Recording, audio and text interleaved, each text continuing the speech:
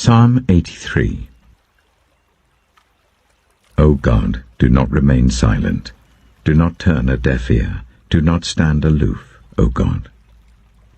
See how your enemies growl, how your foes rear their heads. With cunning they conspire against your people. They plot against those you cherish. Come, they say, let us destroy them as a nation, so that Israel's name is remembered no more. With one mind they plot together. They form an alliance against you. The tents of Edom and the Ishmaelites, of Moab and the Hagrites, Byblos, Ammon, and Amalek, Philistia with the people of Tyre. Even Assyria has joined them to reinforce Lot's descendants. Do to them as you did to Midian, as you did to Sisera and Jabin of the river Kishon, who perished at Endor and became like dung on the ground. Make their nobles like Oreb and Zeb, all their princes like Zebah and Zalmunna, who said, let us take possession of the pasture lands of God. Make them like tumbleweed, my God, like chaff before the wind. As fire consumes the forest, or a flame sets the mountains ablaze, so pursue them with your tempest and terrify them with your storm. Cover their faces with shame, Lord, so that they will seek your name. May they ever be ashamed and dismayed. May they perish in disgrace. Let them know that you, whose name is the Lord, that you alone are the Most High over all the earth. Proverbs chapter 21. In the Lord's hand the king's heart is a stream of water that he channels towards all who please him. A person may think their own ways are right, but the Lord weighs the heart.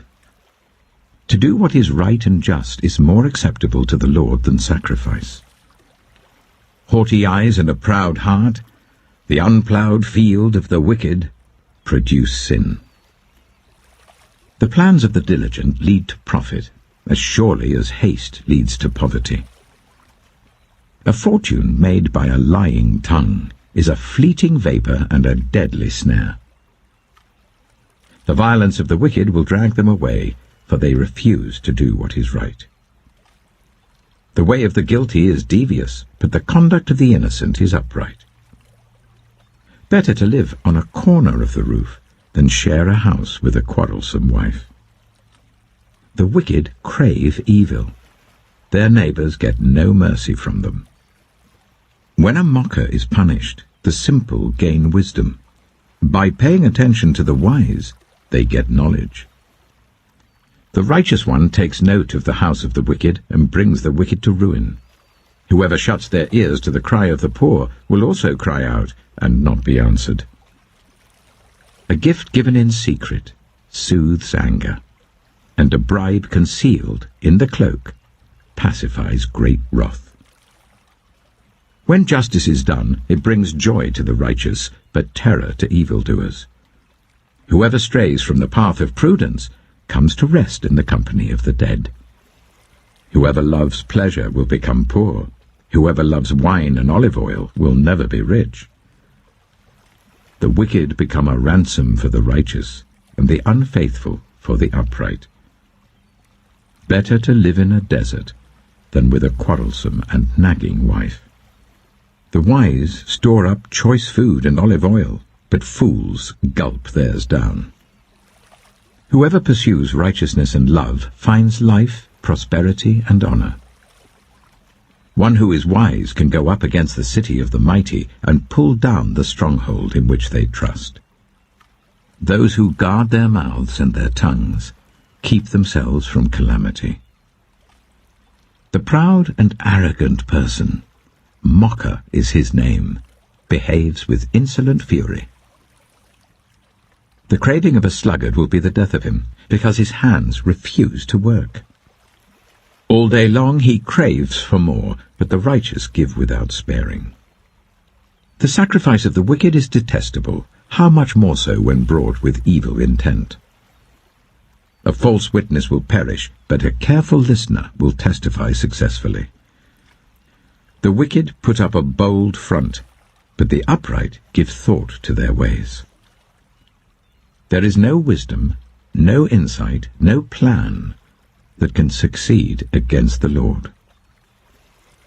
The horse is made ready for the day of battle, but victory rests with the Lord.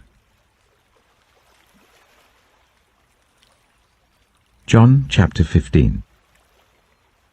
I am the true vine, and my Father is the gardener. He cuts off every branch in me that bears no fruit, while every branch that does bear fruit he prunes, so that it will be even more fruitful. You are already clean because of the word I've spoken to you. Remain in me, as I also remain in you. No branch can bear fruit by itself. It must remain in the vine.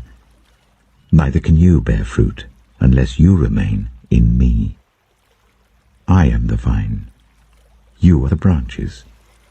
If you remain in me and I in you, you will bear much fruit. Apart from me, you can do nothing. If you do not remain in me, you are like a branch that is thrown away and withers.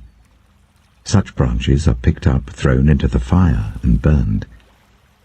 If you remain in me, and my words remain in you, ask whatever you wish, and it will be done for you. This is to my Father's glory, that you bear much fruit, showing yourselves to be my disciples. As the Father has loved me, so have I loved you. Now remain in my love. If you keep my commands, you will remain in my love, just as I have kept my Father's commands and remain in his love. I have told you this so that my joy may be in you and that your joy may be complete. My command is this: love each other as I have loved you. Greater love has no one than this, to lay down one's life for one's friends. You are my friends if you do what I command. I no longer call you servants, because a servant does not know his master's business. Instead, I have called you friends, for everything that I learned from my Father I have made known to you.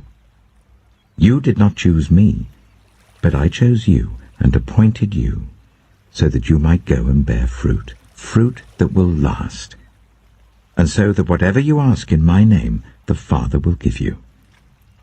This is my command: love each other.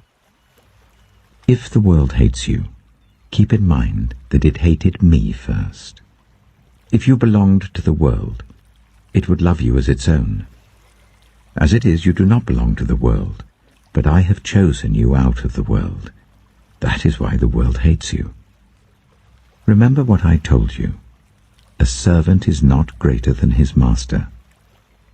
If they persecuted me, they will persecute you also. If they obeyed my teaching, they will obey yours also. They will treat you this way because of my name, for they do not know the one who sent me. If I had not come and spoken to them, they would not be guilty of sin, but now they have no excuse for their sin. Whoever hates me hates my Father as well. If I had not done among them the works no one else did, they would not be guilty of sin. As it is, they have seen, and yet they have hated both me and my Father. But this is to fulfill what is written in their law: they hated me without reason. When the Advocate comes, whom I will send to you from the Father, the Spirit of truth who goes out from the Father, he will testify about me. And you also must testify, for you have been with me from the beginning.